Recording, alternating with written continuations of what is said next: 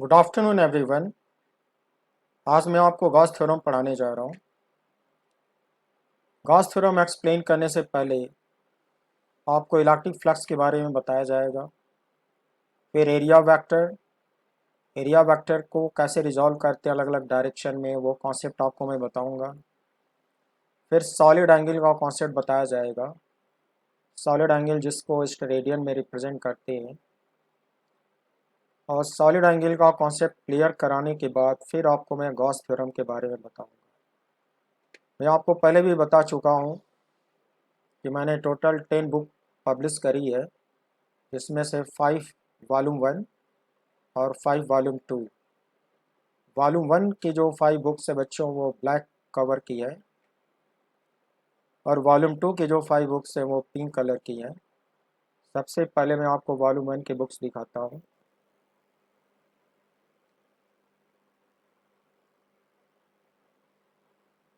ये है physical mathematics volume 1,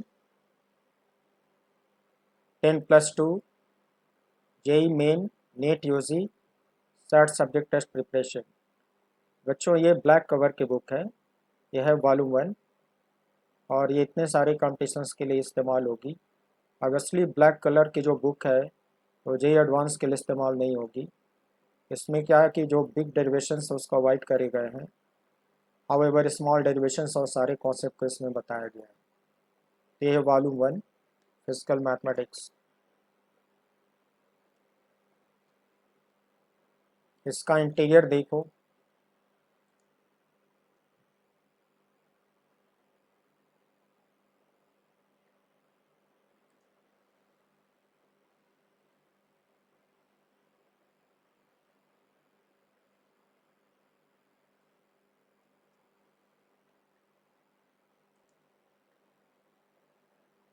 ये बुक है units measurements and error analysis volume 1, 10+2 JEE में NEET UG SAT subject test preparation. इसका इंटीरियर देखो।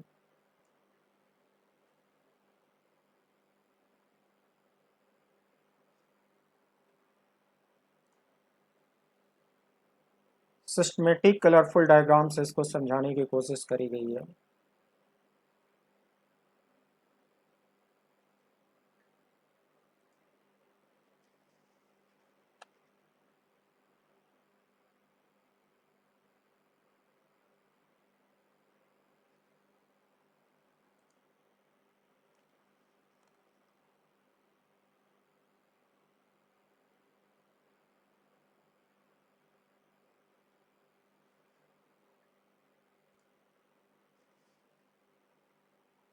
सर्कुलर वर्नियर का भी प्रिंसिपल अच्छे से इसमें बताया गया है।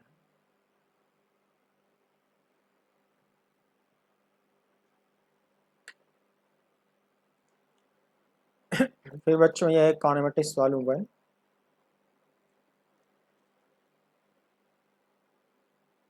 इसका भी इंटीरियर देखो।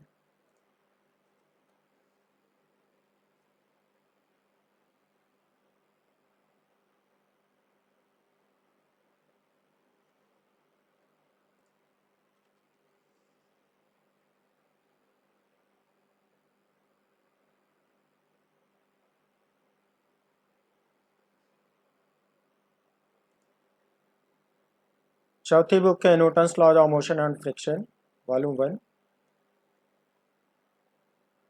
कुछ इसका इंटीरियर देख लो।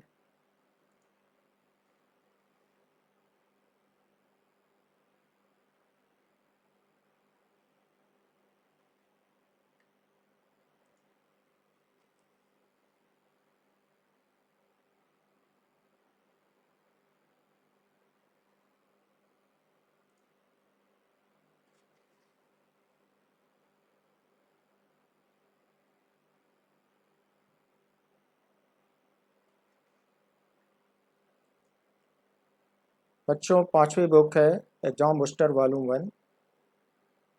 इसमें क्वेश्चन बैंक है। इसका जो प्रिंट क्वालिटी है ब्लैक एंड वाइट है।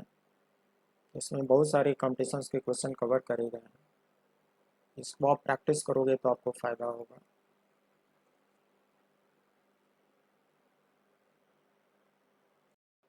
मेरी जो 5 बुक्स वॉल्यूम 2 की पब्लिश हुई है मैं उसको आपको दिखाना चाहता हूँ, मेरे स्टॉक में है। आप इसको ज़रूर से ज़रूर ऑर्डर कर लें, अपने घर पे मंगा लें। उससे फ़ायदा ये होगा कि आपको कभी भी रिवीजन करने में बड़ी आसानी होगी। ये बिल्कुल लेक्चर सीरीज मतलब लेक्चर नोट्स की तरह है। और मैं एक बात कहना चाहता हूँ, कुछ गार्जियंस कुछ बच्चों को ऐसा लगता है चैप्टर वाइज बुक्स तो बड़ी महंगी हो जाएंगी। मैंने अपनी रॉयल्टी 40% जीरो कर रखी है, इसलिए मैंने आपको एक कूपन कोड विंटर धमाका बता रखा है कि ऑर्डर करते वक्त जब आप विंटर धमाका टाइप करोगे तो प्राइस 40% रिड्यूस हो जाएगी। मुझे तो रॉयल्टी नहीं मिलेगी मगर आपको सस्ता पड़ेगा। और ये कलरफुल इंटीरियर है, वाइट आर्ट पेपर पे प्रिंट कराई गई है। जो कंपटीशन का कंटेंट होता है बच्चों, 60% कंटेंट उनका बीएससी और बीटेक लेवल का होता है, 40% सिर्फ स्कूल लेवल का होता है। जो कंटेंट हम लोग अपनी कोचिंग में पढ़ाते हैं या पूरे इंडिया में जो लोग जेई एडवांस के लिए पढ़ाते हैं, वो सारा कंटेंट आपके टेक्स्ट बुक के कंटेंट से 10 गुना ज़्यादा होता है, 10 टाइम्स ज़्यादा होता है बच्चों। इसलिए हर चैप्टर एक किताब बन जाती है, मानो इस बात को। इसलिए चैप्टर वाइज लिखने में कोई परेशानी नहीं है। और ये जब एक अच्छा स्टडी मटेरियल तैयार हो जाता है तो इसके नाम पे 4-5 हज़ार रुपये तो आपको खर्च करने ही पड़ेंगे और करना भी चाहिए। उससे आपको सीखने को मिलेगा। आप मेरी एक बुक ऑर्डर करके पहले आजमा लो, आपको समझ में आ जाएगा। जैसे मैं बताना चाहता हूँ कि ये है मेरी book volume 2 physical mathematics volume 2। आप इसको एंजॉय करोगे, आप इसको एक बार पढ़ के देखो, ऑर्डर करके मंगा लो। आप इसको एक बार पढ़ो तो तुम्हें समझ में आएगा। देखो कलरफुल इंटीरियर है इसका पूरा, और फिजिक्स को कलरफुल डायग्राम की बदौलत बहुत अच्छे से समझाया जा सकता है। इस बात का इसमें ख्याल रखा गया है। पूरा कलरफुल इंटीरियर है, देखो एक एक डायग्राम कलरफुल है। White plastic coated thick paper है, इसकी प्रिंट क्वालिटी बहुत अच्छी है, इसलिए थोड़ी प्राइस ज़्यादा है। इसको आप एंजॉय करोगे, आप पढ़ के देखो। तो ये है फिजिकल मैथमेटिक्स वॉल्यूम 2, आरटी JEE Main and Advanced, K V P Y N T S C SAT subject test Olympiad preparation. उसके बाद बच्चों मेरी दूसरी बुक है units measurements and error analysis volume 2। इसमें यूनिट्स मेजरमेंट और एरर एनालिसिस के सारी चीज़ें बहुत अच्छे समझाई गई हैं। स्क्रू गेज वर्नियर कैलिपर्स वगैरह को कलरफुल डायग्राम से बहुत अच्छे से समझाने की कोशिश करी गई है। आप इसको ऑर्डर करके एक बार मंगाओ, इसको पढ़ के देखो, तुम बहुत एंजॉय करोगे। उसके बाद मेरी तीसरी बुक है, ये हाईली मैथमेटिकल और मोस्ट इम्पॉर्टेंट है। मैं चैलेंज के साथ कहता हूँ कि ऐसी बुक इंडिया में अभी तक किसी ने नहीं लिखी है। मैं केवल हवा में नहीं बोल रहा हूँ। आप इसको ऑर्डर करके एक बार देखो और मंगा लो, फिर समझ आएगा। काइनेमेटिक्स वॉल्यूम 2, इसमें सारे डेरिवेशन ए टू जेड जितने भी मैथमेटिकल डेरिवेशंस होते हैं काइनेमेटिक्स में सारे कवर करे गए हैं, और good quality of numericals maintain करा गया है। इसको भी आप पढ़ के देखो, आप बहुत एंजॉय करोगे। ये काइनेमेटिक्स वॉल्यूम 2। उसके बाद मेरी चौथी बुक है बच्चों, ये रिसेंटली अभी पब्लिश हुई है, Newton's laws of motion and friction volume 2। ये भी बहुत लाजवाब बुक है, आप इसे एंजॉय करोगे डेफिनेटली। इसमें इतने अच्छे अच्छे क्वेश्चन इतने नीट एंड क्लीन तरीके से नाइसली एक्सप्लेन करे गए हैं कि आपको ये कॉन्सेप्ट क्लियर ज़रूर करा देगा। आप इसको भी आजमा के देखो। भाई मैंने रिसेंटली पब्लिश किया, आपको व्हाट्सएप पे शेयर भी किया था कि 1500 न्यूमेरिकल्स की मैंने क्वेश्चन बैंक पब्लिश करी है। इसमें पूरी फिजिक्स के न्यूमेरिकल्स हैं। ये लेटर साइज का पेपर है, डबल साइज की बुक है ये। और ये बुक है एग्जाम बूस्टर वॉल्यूम 2। इसमें 1500 न्यूमेरिकल प्रॉब्लम जे एडवांस लेवल के हैं, और वो दरअसल उसमें पास्ट ईयर के क्वेश्चन पेपर मैंने कंपाइल करे हैं। कुछ क्वेश्चन उसमें के वी पी वाई के हैं, कुछ उसमें एन टी एस सी के हैं, कुछ सेट सब्जेक्ट टेस्ट, कुछ ओलम्पियाड के हैं। इसको भी आप एंजॉय करोगे। और ये लाजवाब किताब है, अपने आप में एक यूनिक किताब है। और क्वेश्चन बैंक की क्वालिटी आप एस सी वर्मा और डेसी वर्ने से बेटर पाओगे। तो ये मैंने 5 वॉल्यूम 2 के 5 किताबें पब्लिश करी हैं। वॉल्यूम 1 के ब्लैक कवर की 5 किताबें पब्लिश करी हैं। जिसको जिस कंपटीशन की प्रिपरेशन करनी है उस हिसाब से डिसीजन ले। और अब मेरी छठी बुक जो पब्लिश होने जा रही, इलेक्ट्रोस्टैटिक्स एंड कैपेसिटर्स, जिसको मैं राइटअप प्रिपेयर कर रहा हूँ और उसी राइटअप से मैं आपको पढ़ा रहा हूँ। तो आपको दिख ही रहा है कि वो राइटअप का कंटेंट क्या है। तो वो जब पब्लिश हो जाएगी मैं इन्फॉर्म कर दूंगा अभी राइटअप उसका प्रिपेयर हो रहा है। तो आप मेरी रिक्वेस्ट मानो, इसको हल्के में मत लो।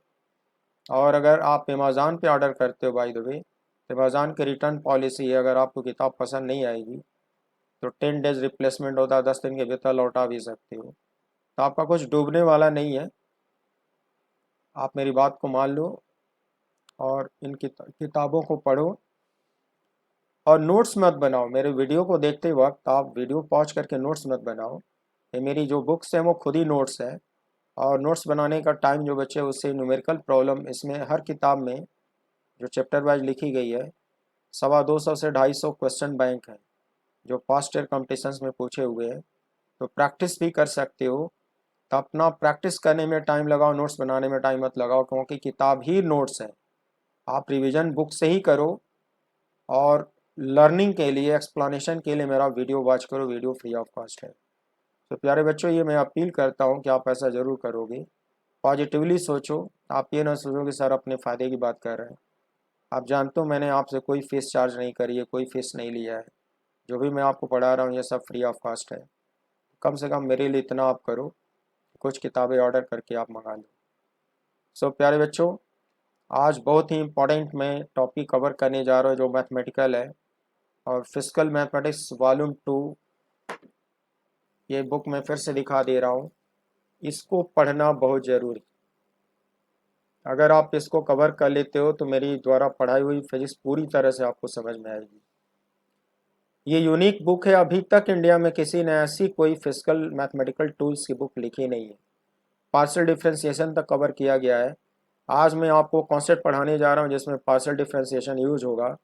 और वैसे क्वेश्चन जेई एडवांस में तो 40-50 साल पहले से पूछे जा रहे हैं। जेई मेन में भी रिसेंटली पूछे गए हैं और नीट यूजी में भी पूछे गए हैं। तो ये सारी चीज़ें मैंने कवर करी है, किसी ने ऐसा काम नहीं किया है। आप इस बुक को अपडेट कर लोगे, पूरी फिजिक्स आपको हमेशा समझ में आएगी। फिजिकल मैथमेटिक्स वॉल्यूम 2 आप ज़रूर अपडेट कर लो। सो प्यारे बच्चों, अब मैं आगे बढ़ रहा हूँ इस टॉपिक को कंप्लीट करने की तरफ। आप देखिए आज आप इंजॉय करने जा रहे हो। तो बच्चों, आज मैं गॉस थ्योरम आपको पढ़ाने जा रहा हूँ। गॉस थ्योरम स्टार्ट करने से पहले आपको इलेक्ट्रिक फ्लक्स के बारे में मैं बताने जा रहा हूँ। इसको आप बहुत ध्यान से समझो, इलेक्ट्रिक फ्लक्स क्या होता है। The electric flux is defined as a scalar physical quantity whose magnitude is directly proportional to the number of electric field lines passing through some surface area held in the electric field. It is denoted by phi e. बच्चों, इसका मतलब ये हुआ, suppose इस diagram में एक big surface area है और shown by yellow colour electric field की लाइंस इस एरिया को पेनिट्रेट करके क्रॉस कर रही है, इस एरिया को पेनिट्रेट करके क्रॉस कर रही है। इलेक्ट्रिक फ्लक्स का मीनिंग ये होता है, तो electric flux is a physical quantity which is directly proportional to the number of electric field lines passing through a given area. ये जो नंबर ऑफ लाइंस हैं, इलेक्ट्रिक फ्लक्स इसके डायरेक्टली प्रोपोर्शनल होता है। ये बात अलग है कि इसको हम लोग देख नहीं सकते, काउंट नहीं कर सकते, बट एक हाइपोथेसिस बनाई गई है कि नंबर ऑफ लाइंस को ही इलेक्ट्रिक फ्लक्स कहा जाता है। और इसके रिलेटिव क्वांटिटी को हम लोग कंपेयर करते हैं चार्ज के मैग्नीट्यूड से। ये जो टोटल नंबर ऑफ लाइंस इस एरिया से पास करेंगी उसी को हम लोग इलेक्ट्रिक फ्लक्स बोलते हैं। अब इसकी क्वांटिटी एस्टिमेट करने के लिए फार्मूला बना हुआ है। टोटल इलेक्ट्रिक फ्लक्स का सिंबल होता है फाई ई। अब फार्मूला कैसे बनेगा, सपोज ये एरिया कर्विलीनियर है, आई मीन ये एरिया टेढ़ा मेढ़ा है, कर्विलीनियर है। किसी भी कर्विलीनियर सरफेस पर अगर वेरी स्मॉल एरिया कट किया जाए, वेरी स्मॉल, तो ऑलमोस्ट प्लेन होगा। इस प्लेन पे जो परपेंडिकुलर डायरेक्शन होता है वो उस एरिया वेक्टर का डायरेक्शन होगा। बच्चों, ये एरिया वेरी स्मॉल है, इसको वेक्टर नोटेशन में डी ए वेक्टर लिखा जाएगा। अगर कोई एरिया प्लेन होता है तो वेक्टर होता है, उसका डायरेक्शन उसके प्लेन पर परपेंडिकुलर होता है, आई मीन नॉर्मली आउटवर्ड्स होता है। तो very small area vector D का ये डायरेक्शन हो गया। और इस छोटे से एरिया से shown by yellow colour electric field की लाइन पास कर रही है। देखो, माना कि इस एरिया के सेंटर पे इंटेंसिटी ऑफ इलेक्ट्रिक फील्ड की वैल्यू ई वेक्टर है। E vector is intensity of electric field at the centre of this area. इस छोटे से एरिया से पास करने वाली नंबर ऑफ लाइंस बच्चों बहुत थोड़ी सी होंगी, इसलिए हम लोग कहते हैं कि जो इलेक्ट्रिक फ्लक्स इससे पास करेगा वो भी बहुत छोटा सा होगा। तो वेरी स्मॉल इलेक्ट्रिक फ्लक्स को कैलकुलस में डी फाई सिंबल से डिनोट किया जाएगा। और डी फाई को कैसे डिफाइन किया जाएगा? The scalar product T dot d A, this is called very small electric flux passing through the area vector D A. इसको कैलकुलस में लिखते हैं डी फाई ई। जब बिग अमाउंट ऑफ फ्लक्स चाहिए होगा, electric flux through the entire surface, that is phi e, बच्चों इसको integrate किया जाता है, पूरे सरफेस पर इसको इंटीग्रेट किया जाता है। इंटीग्रल कैपिटल ए सिंबल लिखा जाता है, इसको कहते हैं सरफेस इंटीग्रल। और इसको इंटीग्रेट करने से big amount of electric flux passing through big surface area आपको मिलेगा। इसके बाद आपको बताना है surface area vector and it's resolution. अगर सरफेस एरिया वेक्टर है तो उसको कैसे रिजॉल्व करेंगे, उसके मैग्नीट्यूड को कैसे रियलाइज करेंगे, ये भी आपको समझना होगा। उसको मैं आपको डायग्राम से समझाता हूँ। बच्चों, इस डायग्राम में एक planar small surface area show किया हो। ये स्मॉल है और प्लेन है। अगर एरिया प्लेन है और माना गया है कि ये स्क्रीन के प्लेन पर, आई मीन पेपर के प्लेन के परपेंडिकुलर है, तो इस एरिया वेक्टर का जो डायरेक्शन होगा वो एक्स वाई प्लेन में सिचुएट करेगा, I mean x y plane के पैरेलल होगा। ये जो डी एस वैक्टर होगा वो इसी एरिया को, इस गिवन एरिया को, उस पे जो नॉर्मली आउटवर्ड डायरेक्शन है सोन बाय ब्लू कलर, और ये जो डी एस वैक्टर है उस एरिया को रिप्रेजेंट करेगा। और ये एरिया पेपर के प्लेन पे परपेंडिकुलर है, तो जो डी एस वैक्टर होगा वो parallel to x y plane होगा। डायग्राम को रियलाइज करो, बात समझ में आएगी। तो हम लोग चाहें तो इसके दो ऑर्थोगोनल कंपोनेंट डिफाइन कर सकते हैं। किसी भी वेक्टर के किसी प्लेन में दो ऑर्थोगोनल कंपोनेंट डिफाइन हो सकता है। एक हॉरिजॉन्टल डायरेक्शन में कंपोनेंट आएगा टुवर्ड्स पॉजिटिव एक्स, इसको एक्स कंपोनेंट बोलोगे। एक वर्टिकल डायरेक्शन में कंपोनेंट आएगा पैरेलल टू वाई एक्सिस, इसको वाई कंपोनेंट कहोगे, represented as d s y, और इसको रिप्रेजेंट करोगे डी एस एक्स। बच्चों, ये दोनों कंपोनेंट हो गए। सपोज ये एंगल थीटा है, तो फार्मूला पढ़ चुके हो वेक्टर अलजेब्रा में कि जो कंपोनेंट थीटा एंगल पे होता है वो कॉस थीटा में रिप्रेजेंट होता है। तो modulus of d s x can be written as mod d s cos theta. Similarly modulus of d s y written as mod d s sine theta. तो component निकालना आप vector algebra में पढ़ चुके हो, वही थ्योरी इस्तेमाल हो रही है। लेकिन बच्चों, आपको इसमें समझाना ये है कि ये जो वेक्टर है डी एस एक्स, इसका मैग्नीट्यूड रियलाइज कैसे होगा। डायरेक्शन तो आपने निकाल लिया, मैग्नीट्यूड भी आपने फार्मूले से निकाल लिया, लेकिन इसको रियलाइज कैसे किया जाएगा? उसका मेथड ये होगा कि जो गिवन डी एस वैक्टर है, आई मीन जो गिवन एरिया है, इधर से parallel to x axis right side से पैरेलल बीम ऑफ लाइट डाली जाए, parallel beam of light parallel to x axis सीधा से टार से डाली जाए। इस इंक्लाइन एरिया का एक स्क्रीन लगा दो। ये जो वाई जेड प्लेन है, वाई जेड प्लेन में एक स्क्रीन लगा दो। उस स्क्रीन पर इस एरिया वेक्टर का एक प्रोजेक्शन नज़र आएगा parallel to y z plane. Projection I mean shadow नज़र आएगा। ये जितना बड़ा ये शैडो दिखाएगा, यही एरिया, यही इस डी एस एक्स का मैग्नीट्यूड कहलाता है। इस डी एस एक्स का मैग्नीट्यूड ये जो वाईजेड प्लेन में प्रोजेक्शन आई मीन शेडो नज़र आएगा वो डी एस एक्स का मैग्नीट्यूड बताएगा। तो तुम इसको रियलाइज़ करो, ये जो रेड कलर से एरिया दिखाया गया है which is projection of d s vector on a screen situated in yz plane, this will give you magnitude of dsx। Similarly बच्चों dsy का मैग्नीट्यूड कैसे रियलाइज होगा? ऊपर से पैरेलल बीम ऑफ लाइट डालो, किसी लेसर टॉर्च से ऊपर से अगर पैरेलल बीम ऑफ लाइट डालोगे इस इंक्लाइंड ds वेक्टर का एक स्क्रीन आप xz प्लेन में लगा दो, आई मीन हॉरिजॉन्टल प्लेन में xz प्लेन में एक स्क्रीन लगा दो, तो इसका एक प्रोजेक्शन आई मीन शेडो इतना बड़ा सा यहाँ पे नज़र आएगा और ये जो प्रोजेक्शन है या शेडो है वो डी एस वाई वैक्टर का मैग्नीट्यूड होगा। तो बच्चों फार्मूले के साथ साथ इस एरिया वैक्टर को रियलाइज़ करना भी ज़रूरी होगा, इसलिए मैंने आपको ये मेथड सिखाया। So this much area will represent d s y and this much area will represent d s x and their magnitudes are expressed in this way by the formula। इसके बाद आपको बताना है सॉलिड एंगल। आप class 11th में पढ़े हो, solid angle का यूनिट स्टेरेडियन होता है, इसको मैं एक्सप्लेन करने जा रहा हूँ क्योंकि गॉस थ्योरम वाले चैप्टर में आपको सॉलिड एंगल की ज़रूरत पड़ेगी। कैसे सॉलिड एंगल आप रियलाइज़ करोगे देखो बता रहा हूँ।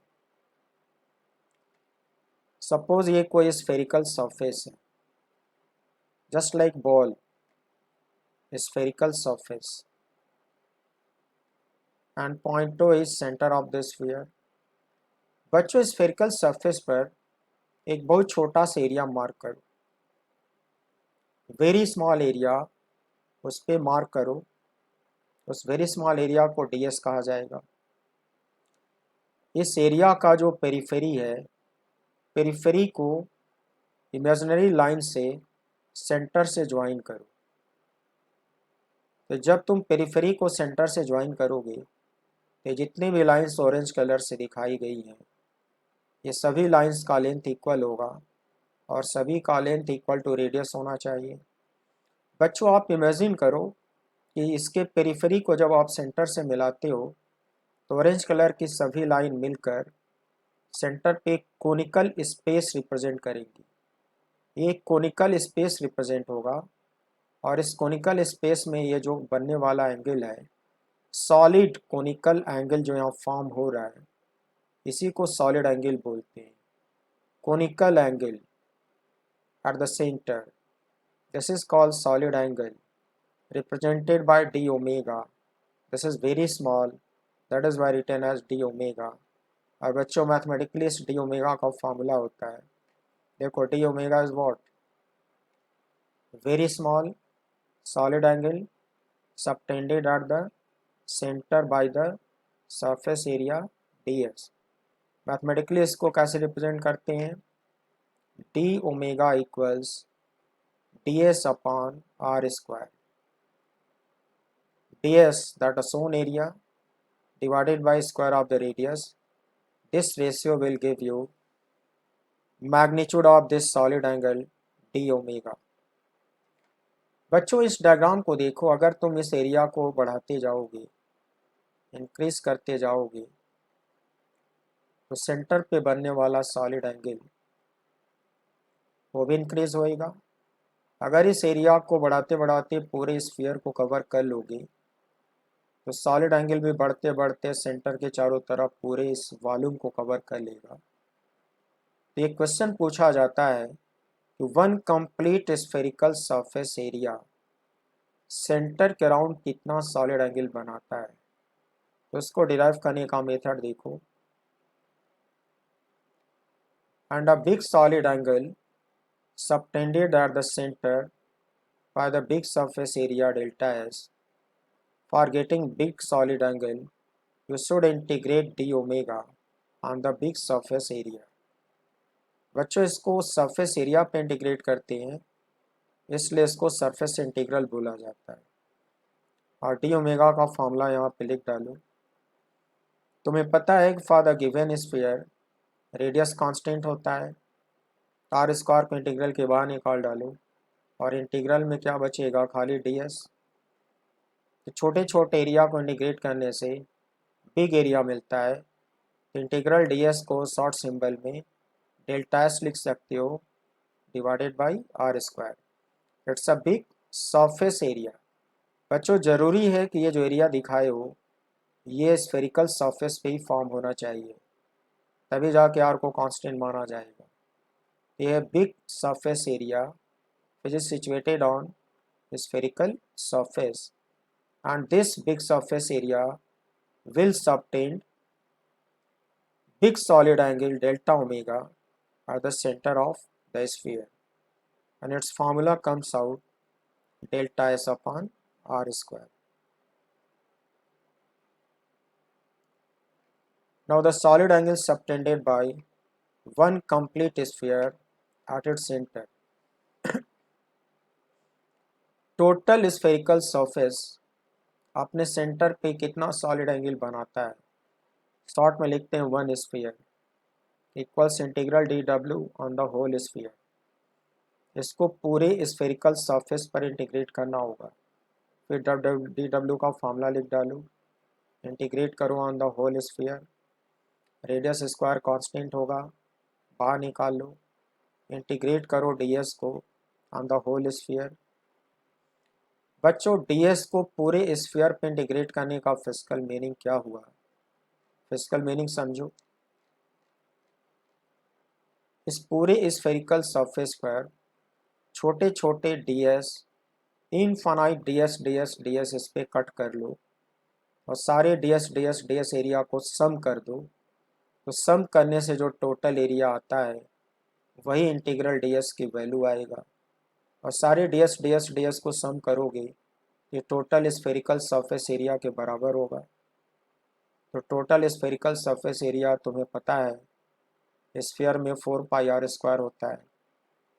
इंटीग्रल ds की न्यूमेरिकल वैल्यू जो आएगी, इंटीग्रल ds की न्यूमेरिकल वैल्यू जो आएगी वो कंप्लीट सरफेस एरिया के बराबर होगा, और वो आता है 4 पाई आर स्क्वायर। तो बच्चों 4 पाई आर स्क्वायर को जब आर स्क्वायर से डिवाइड करोगे बचेगा 4 पाई, यूनिट होगा स्टेरेडियन। इसका मतलब ये हुआ कि one sphere subtends 4 pi steradian solid angle around its centre point 2। ये डेरिवेशन हो गया, इसको अच्छे समझ लो। इसके बाद अब मैं आपको गॉस थ्योरम का स्टेटमेंट बताने जा रहा हूँ। Statement of Gauss theorem states that total electric flux phi A passing through any closed Gaussian surface is equal to Q bound upon epsilon naught, where Q bound is total charge enclosed by the Gaussian surface। बच्चों इस statement का मतलब हुआ, suppose ये point charge है denoted by plus Q, इसके around चारों तरफ एक क्लोज्ड हाइपोथेटिकल सरफेस डिजाइन करो, सोन बाय डॉटेड ब्लू कलर। बच्चों ये चारों तरफ से बंद है, इसको क्लोज गॉसियन सरफेस कहते हैं, और ये चार्ज उसके अंदर है। हम लोग पढ़ चुके हैं कि पॉइंट चार्ज के इलेक्ट्रिक फील्ड की लाइंस रेडियली आउटवर्ड्स होती है, स्ट्रेट लाइन होती है, इन्फिनिटी तक जाती हैं, और जो इलेक्ट्रिक फील्ड की लाइंस हैं इन्हीं लाइंस को इलेक्ट्रिक फ्लक्स भी कहा जाता है। बच्चों सोन बाय ग्रीन कलर, ये जो इलेक्ट्रिक फ्लक्स की लाइंस हैं वो आपके इस गॉसियन सरफेस को पेनिट्रेट करके पास कर रही है। तो इनका मैग्नीट्यूड कैसे एस्टिमेट होगा वो मैं आपको समझा रहा हूँ। ये जो क्लोज गॉसियन सरफेस दिखाया हूँ उस पर एक छोटा सा एरिया मार्क करो। एग्जैक्टली सरफेस के ऊपर छोटा सा एरिया मार्क करोगे ये ऑलमोस्ट प्लेनर नज़र आएगा, और प्लेनर होगा तो ये वेक्टर होगा, इसका डायरेक्शन इस पे नॉर्मली आउटवर्ड होगा, I mean perpendicularly outward, shown by red colour. इसको डी ए वेक्टर से डिनोट करोगे। इस एरिया के सेंटर पे ये जो इलेक्ट्रिक फील्ड की रेडियल लाइन जा रही है, तो इसके सेंटर पे intensity of electric field shown by green colour, suppose denoted by vector e हुआ। बच्चों ये जो वेक्टर ई है वो इसके सेंटर पे इंटेंसिटी ऑफ इलेक्ट्रिक फील्ड है, और डायरेक्शन तो रेडियल होना ही चाहिए, और मैग्नीट्यूड इसका मॉडुलस ऑफ ई होगा। इलेक्ट्रिक फील्ड इसके सेंटर को पॉइंट पी से डिनोट करा गया है, और इंटेंसिटी ऑफ इलेक्ट्रिक फील्ड को वेक्टर ए से दिखाया गया है। ये छोटा एरिया है, पी का प्लस क्यू से डिस्टेंस स्मॉल आर दिखाया गया है। इससे गुजरने वाला फ्लक्स वेरी स्मॉल होगा, उस वेरी स्मॉल फ्लक्स को ई डॉट डी ए लिखोगे, तो टोटल फ्लक्स जो निकालना पड़ेगा इस पूरे एरिया पे इंटीग्रेट करना पड़ेगा, और ये एरिया क्लोज्ड है, इंटीग्रल में साइक्लिक इंटीग्रल का सिंबल इस्तेमाल होगा। For getting total flux passing through close Gaussian surface, बच्चों इंटीग्रल पे एक सर्कल बनाते हैं, इसको पढ़ते हैं साइक्लिक इंटीग्रल। जब भी किसी क्लोज पैटर्न पे इंटीग्रेट करते हैं तो साइक्लिक इंटीग्रल का सिंबल इस्तेमाल होगा। ये हो गया cyclic integral e dot d a. इससे आपको मिलेगा total flux passing through the whole closed Gaussian surface. Total flux निकालने का ये मैथमेटिकल मेथड हुआ। बच्चों इसका डेरिवेशन मैं आपको वॉल्यूम 2 में पढ़ाऊंगा।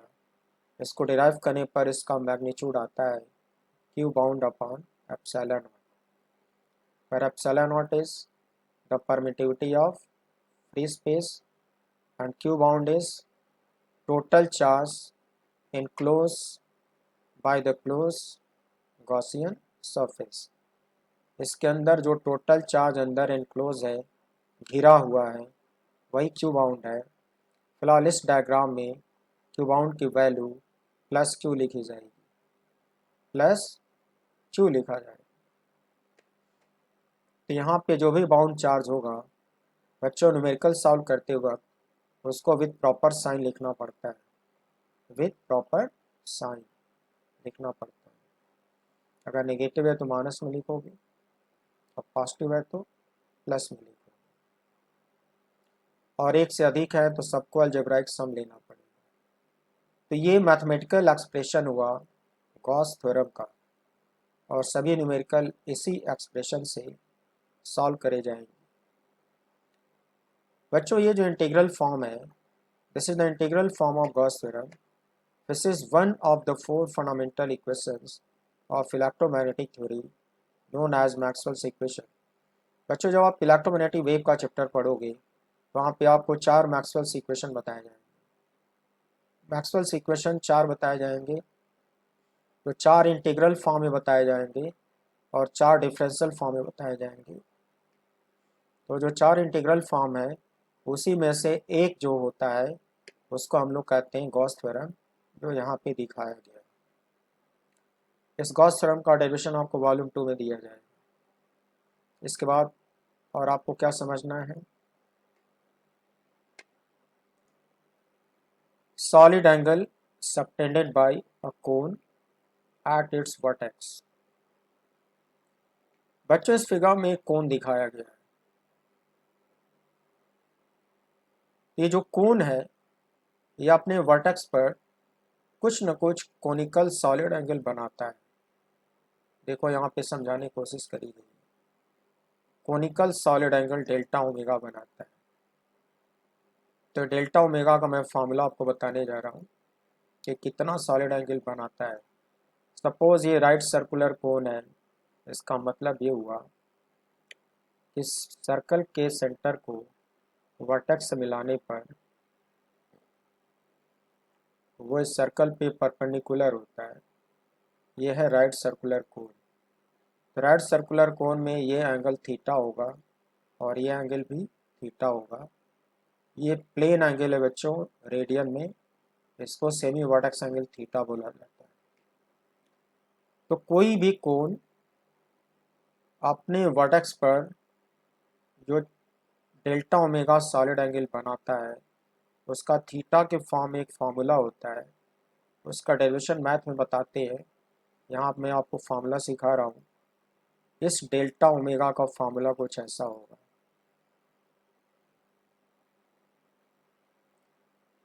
Delta omega equals 2 pi into 1 minus cos theta.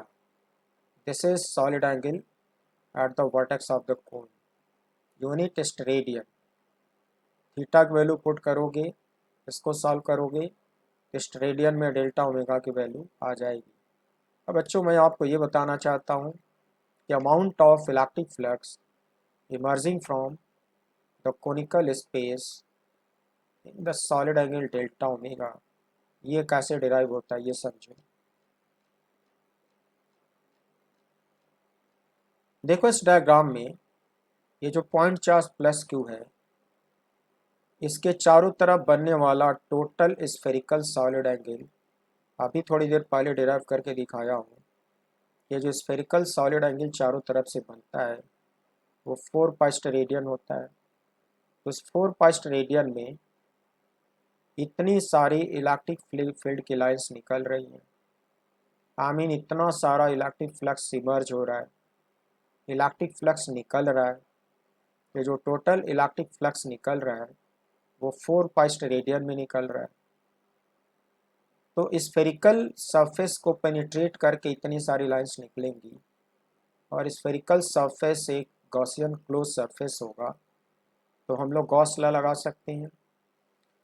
तो बच्चों अकॉर्डिंग टू गॉस लॉ अगर एक इमेजनरी स्फीयर बना दूं, इमेजनरी स्फीयर यहाँ पे बना दूं, तो उससे टोटल जो इलेक्ट्रिक फ्लक्स पास करेगा वो Q bound upon epsilon not करेगा अकॉर्डिंग टू गॉस थ्योरम।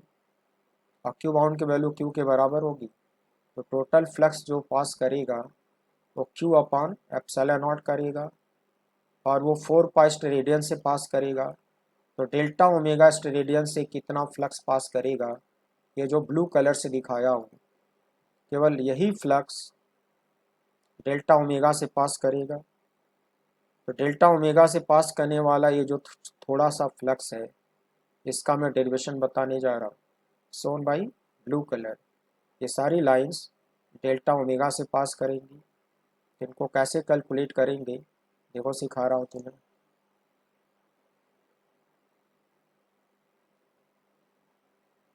देखो total flux Q over epsilon not, this is passing through 4 pi steradian. अगर इसको 4 पाई से डिवाइड कर दूं बच्चों, ये रेशियो आपको क्या देगा, ये देगा total electric flux passing through unit steradian. तो बच्चों डेल्टा ओमेगा स्टेरेडियन से कितना फ्लक्स पास करेगा, उसके लिए इस वाली क्वांटिटी को डेल्टा ओमेगा से मल्टीप्लाई करना होगा। तो ये पूरा का पूरा हमको क्या देगा, ये हम लोगों को देगा total flux passing through delta omega steradian. इन अदर वर्ड्स उसको मैं क्या कह सकता हूँ, total flux passing through the conical space कह सकता हूँ। इस एक्सप्रेशन से मुझे मिलने वाला है total electric flux passing through conical space. और डेल्टा ओमेगा का फॉर्मूला ऊपर लिखवाया हूँ, उसको ला के यहाँ पे पुट कर दो, 2 pi into 1 minus cos theta लिख दो, फिर 4 पाई से उसको कट कर दो, यहाँ बचेगा Q upon 2 epsilon naught into 1 minus cos theta. बच्चों न्यूमेरिकल्स में मुझे इस फार्मूले की ज़रूरत पड़ेगी। Total electric flux passing through conical space becomes q over 2 epsilon naught into 1 minus cos theta, where theta is what, semi vertex angle of the cone, q is what, point charge placed at the vertex of the cone, is it। इस limitation के साथ ये formula इस्तेमाल होगा और इस फार्मूले के न्यूमेरिकल्स में मैं इस्तेमाल करूँगा। बच्चों उसके बाद मैं आपको बताने जा रहा हूँ electric field and potential difference due to various charge configurations. इसमें बहुत सारे फार्मूले होंगे, उनके एनालिसिस होगी और ग्राफ होगा। बच्चों इन सभी फार्मूले का डेरिवेशन आपको वॉल्यूम 2 में दिया जाएगा। अभी आप फार्मूले पे फोकस करो, डेरिवेशन में बाद में पढ़ाऊंगा आपको। इसका फर्स्ट केस होगा electric field and potential difference due to an infinite line of charge. Given linear charge density for the line lambda is dq by dl and suppose lambda is a constant। Line का small length dl है और उस पर थोड़ा सा charge dq है, तो charge per unit length को लीनियर चार्ज डेंसिटी बोलते हैं, सिंबल होता है लैम्डा, इसको कांस्टेंट माना गया है। डायग्राम देखो,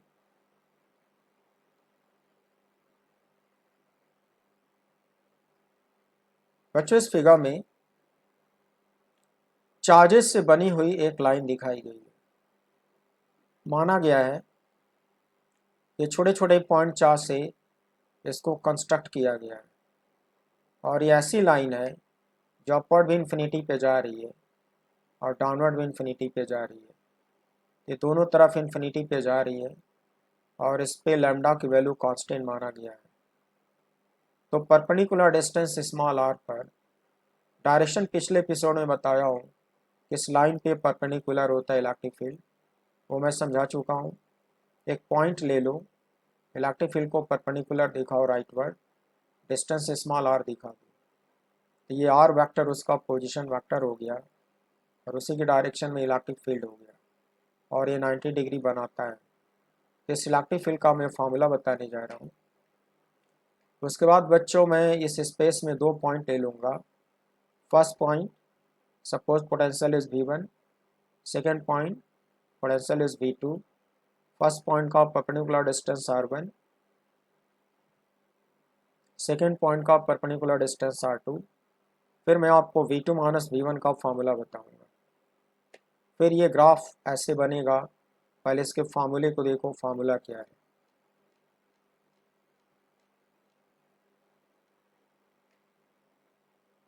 At R equals R, the magnitude of electric field intensity, on derivation this comes out lambda upon 2 pi epsilon naught R। Derive करने पर यही फार्मूला आता है बच्चों। इन vector notation E vector equals magnitude into unit vector. बच्चों माना गया है कि आर कैप एक यूनिट वेक्टर है और इसका डायरेक्शन वेक्टर ई के पैरेलल है।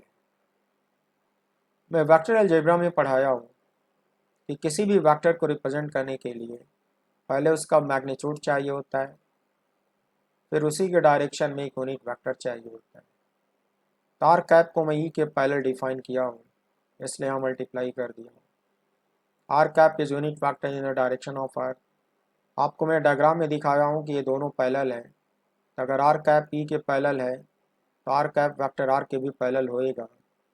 The direction of vector E is perpendicularly outwards for infinite positive line of charge, that is E vector parallel to R vector। ये मैंने डायग्राम में दिखाया। बच्चों इसको वेरिएबल मान लो,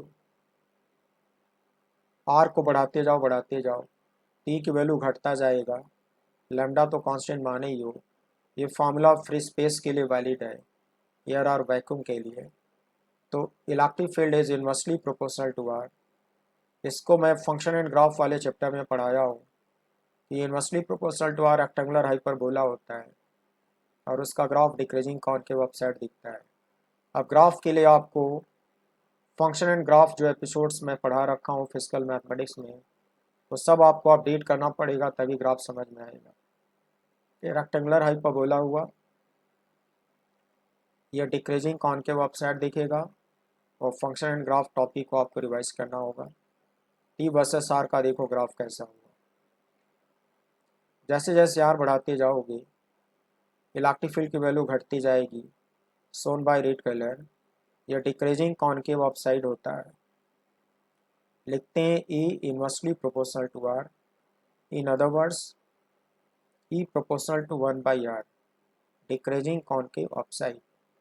जब R की वैल्यू 0 करोगे E की वैल्यू इन्फिनिटी हो जाना चाहिए, यानी कि ये ग्राफ इस E वाली एक्सिस को इन्फिनिटी पे टच करेगा। इसको हम लोग एसिम्पटोट कहेंगे। और जब आर बढ़ाते जाओगे तो इलेक्ट्रिक फील्ड घटता जाएगा। जब आर बढ़ते बढ़ते इन्फिनिटी होगा इधर, तब जाके इलेक्ट्रिक फील्ड जीरो होगा। आई मीन ये जो कर्व है वो रेडियल एक्सिस को इन्फिनिटी पे टच करेगा।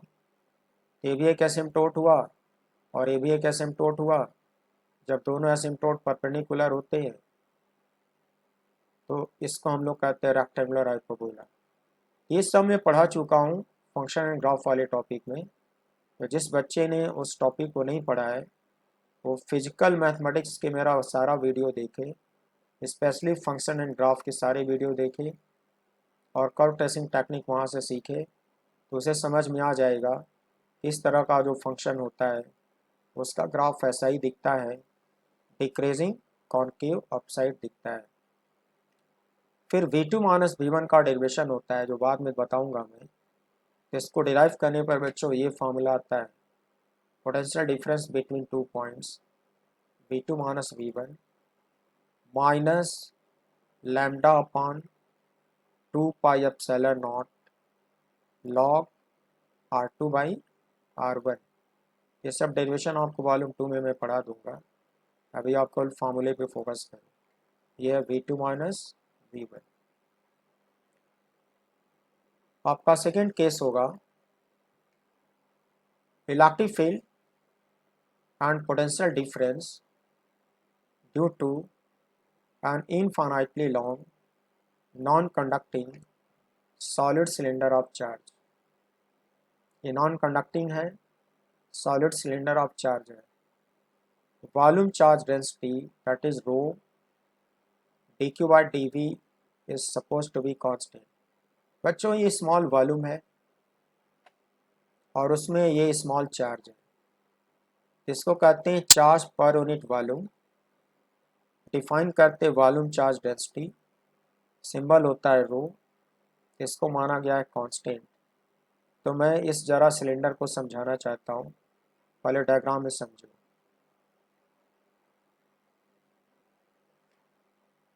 बच्चों ये एक सिलेंडर है, एक ऐसा सिलेंडर है जिसका रेडियस कैपिटल आर है और ये अपवर्ड भी इन्फिनिटी पे जा रहा है, डाउनवर्ड भी इन्फिनिटी पे जा रहा है और ये सिलेंडर का एक्सिस है। पूरे सिलेंडर जो बना है वो चार्जेस से मिलकर बना है, छोटे छोटे चार्ज से मिलकर बना है और इस प्रकार से चार्ज को डिस्ट्रीब्यूट कराया गया है कि हर पॉइंट पर रो की वैल्यू कांस्टेंट मानी गई है। बच्चों चार्ज अंदर तभी दिखेगा जब ये नॉन कंडक्टिंग होगा। किसी इंसुलेटिंग मटेरियल का बना हुआ है ये, अगर ये कंडक्टर मेटल का बना होगा तो अंदर से चार्ज निकल के रिपल्सन के कारण बाहर चला आएगा। अगर चार्ज पूरे वॉल्यूम में फैला हुआ है इसको हर हाल में नॉन कंडक्टिंग होना जरूरी है और रो इसमें कांस्टेंट है। तो मैं क्या करता हूँ, इस एक्सिस पे परपेंडिकुलर डिस्टेंस आर पे कोई पॉइंट लेता हूँ। ये मैं पहले भी समझा चुका हूँ, इलेक्ट्रिक फील्ड रेडियली आउटवर्ड होगा, आई मीन इसके एक्सिस पे परपेंडिकुलरली आउटवर्ड होगा बिकॉज ऑफ सिमेट्री। अगर एक पॉइंट में सिलेंडर के अंदर ले लूँ वहाँ भी इलेक्ट्रिक फील्ड परपेंडिकुलर ही होगा और बाहर ले लूँ वहाँ भी वो परपेंडिकुलर ही होगा। तो पहले मैं इलेक्ट्रिक फील्ड का फॉर्मूला डिस्कस करूँगा, फिर मैं V2 माइनस V1 का फॉर्मूला डिस्कस करूँगा। एक पॉइंट यहाँ पे है पोटेंशियल V1, दूसरा पॉइंट यहाँ पे है पोटेंशियल V2। फर्स्ट पॉइंट का रेडियल डिस्टेंस R1 है, सेकेंड पॉइंट का रेडियल डिस्टेंस R2 है। तो V2 माइनस V1 भी सिखा दूंगा। सबसे पहले मैं इलेक्ट्रिक फील्ड के फार्मूले बताने जा रहा हूँ, तो आप इलेक्ट्रिक फील्ड के फार्मूले देखो। केस 1, ये सारे फार्मूले कंपटीशंस में पूछे जाते हैं, इतना आपके स्कूल लेवल पे कोई नहीं पढ़ाता। स्कूल लेवल पे मुश्किल से 3 और 4 फार्मूले बताए जाते हैं और कंपटीशन में ढेरों फार्मूले होते हैं। इनफैक्ट वो बीएससी और बीटेक का पूरा कंटेंट उठा के पूछ लेते हैं। केस 1 है at an internal point, cylinder के अंदर कोई पॉइंट ले लो तो उसका जो रेडियल डिस्टेंस होएगा कैपिटल आर से छोटा होगा। तो इसको ऐसे लिखोगे small R less than capital R. ऐसे इंटरनल पॉइंट पर डिराइव करने पर इलेक्ट्रिक फील्ड का मैग्नीट्यूड आएगा rho by 2 epsilon naught into small R, valid for small R less than capital R. बच्चों तुम्हारे क्वेश्चन में ये कांस्टेंट है, तो मैथ की लैंग्वेज में तुम कह सकते हो कि electric field is directly proportional to small r. ये दोनों डायरेक्टली प्रोपोर्शनल होंगे। बच्चों V2 माइनस V1 डिराइव करने पर ये फार्मूला आएगा। फार्मूले लर्न कर लो ताकि आप न्यूमेरिकल लगा सको, डेरिवेशन बाद में मिलेगा। Minus rho upon 4 epsilon not R2 square minus R1 square. Condition क्या है बच्चों? R1 and R2 they are less than capital R because they are internal points. Now we have case 2 at an external point. एक point बाहर ले लो जो दिखाया हूँ। So small r becomes more than capital R. Is it? यहाँ derive करने पर electric field का फॉर्मूला आता है बच्चों rho by 2 epsilon naught capital R square upon small r for external point. बच्चों ये कांस्टेंट है, ये पूरा कांस्टेंट है, ये घट बढ़ सकता है, ये वेरिएबल है। तो तुम कहोगे electric field inversely proportional to R. Is it? Inversely proportional to small r for external point. Derive करने पर V2 माइनस V1 कुछ ऐसा आता है minus rho capital R square by 2 epsilon not log R2 by R1। बच्चों short में जो L लिखा है एल का बेस स्मॉल ई माना जाता है। जब भी मैथ में एल लिखते हैं तो बेस स्मॉल ई होता है। 10 बेस नहीं होगा, इसका बेस यहाँ पर स्मॉल ई होगा। दिखाया नहीं गया है मगर स्मॉल ई माना जाएगा। ln R2 बाई R1 ये हो गया फार्मूला। और कंडीशन क्या है? R1 and R2 both are greater than capital R because these 2 points are external points. तो डायग्राम में ये सब कुछ दिखाया हुआ है। एक्सटर्नल पॉइंट दिखाया हूँ, एक्सटर्नल पॉइंट दिखाया हूँ। इसी तरह से इन तीनों को उठा कर अंदर लेते जाओ तो इंटरनल पॉइंट हो जाएंगे। अंदर और बाहर फार्मूले बदल जाते हैं बच्चों। क्यों बदल जाते हो डेरिवेशन सीखोगे तब समझ में आएगा। अभी आप केवल फार्मूला लर्न करो। इसका ग्राफ ऐसे आएगा, 0 से कैपिटल R को इंटरनल स्पेस माना जाएगा। इंटरनल स्पेस में फार्मूला दिखाए electric field is proportional to R।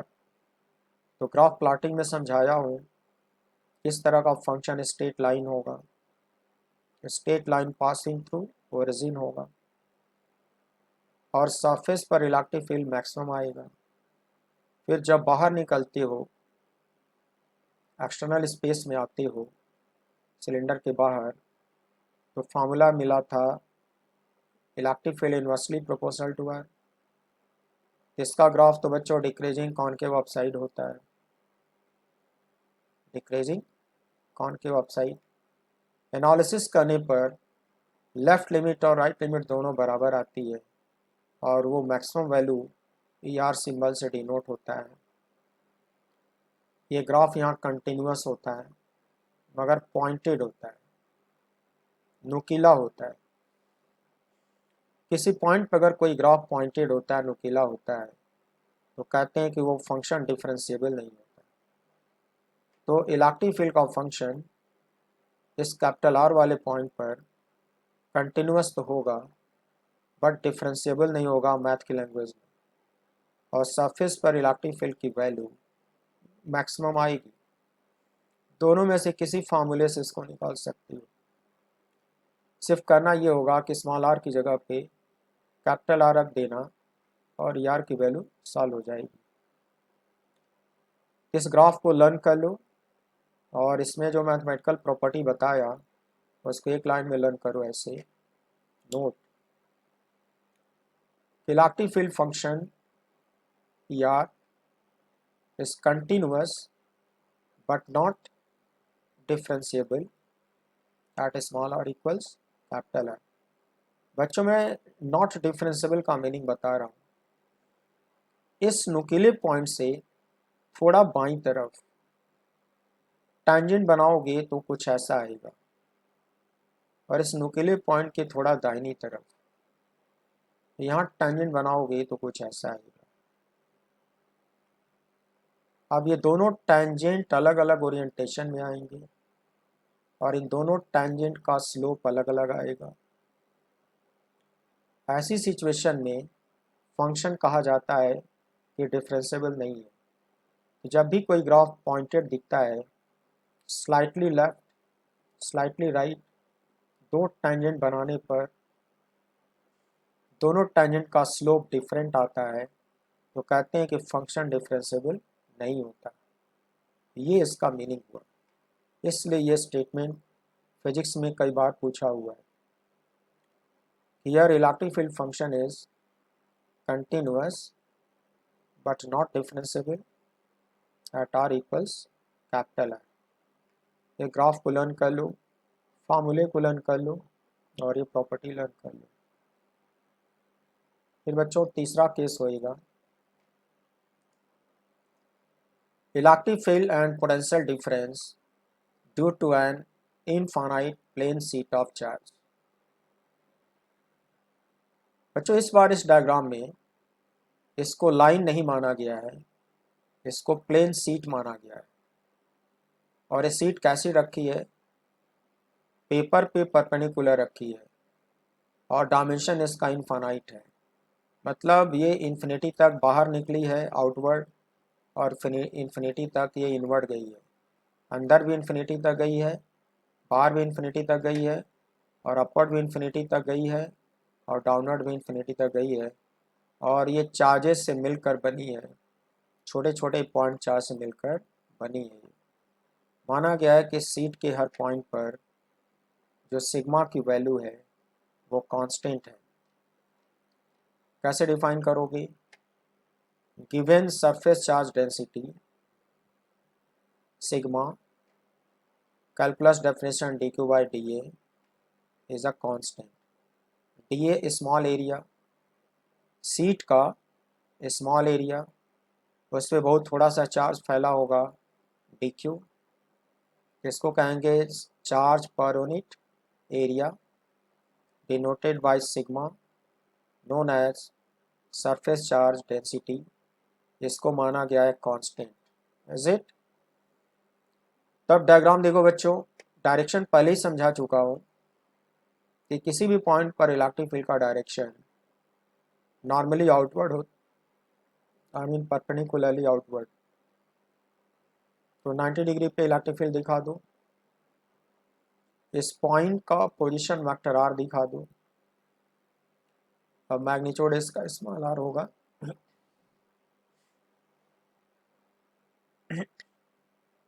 यहाँ पे दो पॉइंट दिखाओ। First point distance r1, second point distance r2, potential v1 या पोटेंशियल v2। तो पहले इलेक्ट्रिक फील्ड का फॉर्मूला देखो क्या आता है। जब हम लोग इसको डिराइव करेंगे, स्मॉल r डिस्टेंस पर इलेक्ट्रिक फील्ड का फॉर्मूला आता है सिग्मा अपॉन 2 एप्सिलॉन नॉट। आप देखोगे कि इसमें सब कुछ कांस्टेंट है, कुछ भी वेरिएबल नहीं है। आई मीन ये फार्मूला r पे डिपेंड किया ही नहीं, मतलब r की हर एक वैल्यू पर ये क्वांटिटी कांस्टेंट होगी। तो ऐसे इलेक्ट्रिक फील्ड को यूनिफॉर्म करते हैं, और जब डिराइव करते हैं v2 माइनस v1, ये फार्मूला बन के आता है minus sigma upon 2 epsilon not r2 minus r1। ये डिराइव करने पर ये आएगा, और ये यूनिफॉर्म हुआ। मतलब इलेक्ट्रिक फील्ड का ग्राफ कैसा आएगा देखो बच्चों, इलेक्ट्रिक फील्ड r पे डिपेंड नहीं किया, मतलब वो कांस्टेंट माना जाएगा। जब कांस्टेंट माना जाएगा तो E की वैल्यू हर पॉइंट पे सेम आएगी, और जब सेम आएगी तो ग्राफ हॉरिजॉन्टल आना चाहिए। Shown by red colour. E constant का मतलब ग्राफ आएगा हॉरिजॉन्टल, और ये फार्मूला मैंने आपको बता ही दिया, ये फार्मूला बता दिया। ये था आपका infinite sheet of charge. Derivation में आपको बाद में पढ़ाऊंगा, आप परेशान मत होना, श्योर पढ़ाऊंगा। अभी फार्मूले और ग्राफ से काम चलाओ।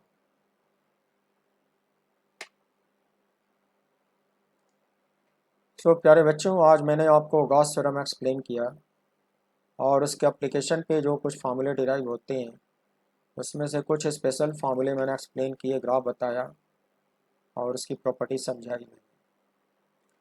अगले एपिसोड में मैं आपको ये टॉपिक पढ़ाऊँगा।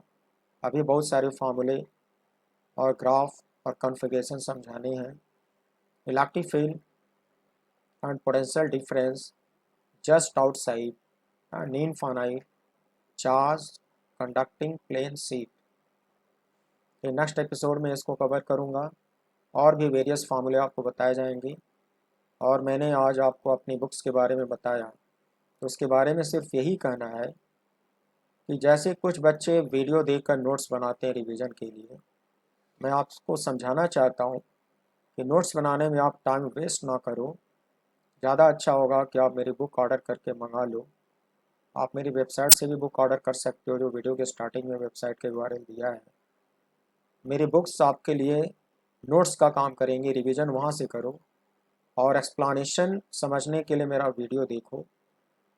तो ये मैं बार बार आपको समझाने की कोशिश करता हूँ कि नोट्स बनाने में आप टाइम खर्च ना करो। जो टाइम आप बचाओगे उसको न्यूमेरिकल सॉल्व करने में यूज करो। मेरी बुक्स में 200-250 न्यूमेरिकल दिए हुए हैं। 200-250 न्यूमेरिकल हर चैप्टर पे मिलेंगे। कॉम्पिटिशन्स का आर्काइव दिया हुआ है, तो प्रैक्टिस करोगे तो कॉन्फिडेंस आएगा। और कॉम्पिटिशन्स में तो न्यूमेरिकल ही पूछे जाते हैं, इसीलिए मैंने आपको अपनी बुक के बारे में बताया। तो जितनी बुक पब्लिश है उतनी आप ऑर्डर करके मंगा सकते हो। Black cover volume 1 NEET UG के लिए है, जेई मेन के लिए है, सेट सब्जेक्ट टेस्ट के लिए है। जो जेई एडवांस की प्रिपरेशन करना चाहते हैं वो वॉल्यूम 1 कतई ना मंगाएं, उन्हें ज़्यादा फ़ायदा नहीं होगा। और जो जेई एडवांस के लिए सीरियसली प्रिपेयर करना चाहते हैं वो वॉल्यूम 1 ना मंगाएं, वो खाली वॉल्यूम 2 ऑर्डर करें। वॉल्यूम 2 जो पिंक कवर की किताबें हैं, पिंक कलर की जो कवर है, सिर्फ वॉल्यूम 2 मंगाएं। उसका लेवल जेई एडवांस है, NTSC है, ओलंपियाड है, KVPY है। इन सारे टफ कंपटीशन को प्रिपेयर करने वाले बच्चे सिर्फ वॉल्यूम 2 ऑर्डर करें। और जो नीट यूजी जेई मेन तक सीमित रहना चाहते हैं वो वॉल्यूम 1 ऑर्डर करें। जिस कंपटीशन का जो लेवल है उस हिसाब से किताब लिखी गई है, और उसी तरह का क्वेश्चन बैंक उसमें दिया हुआ है, इस बात को आप याद रखें। तो प्यारे बच्चों, आज टाइम ज़्यादा हो रहा है, बची हुई चीज़ें मैं अगले एपिसोड में कवर करने जा रहा हूँ। तो मेरे साथ बने रहने के लिए thank you very much, and wish you good night and see you again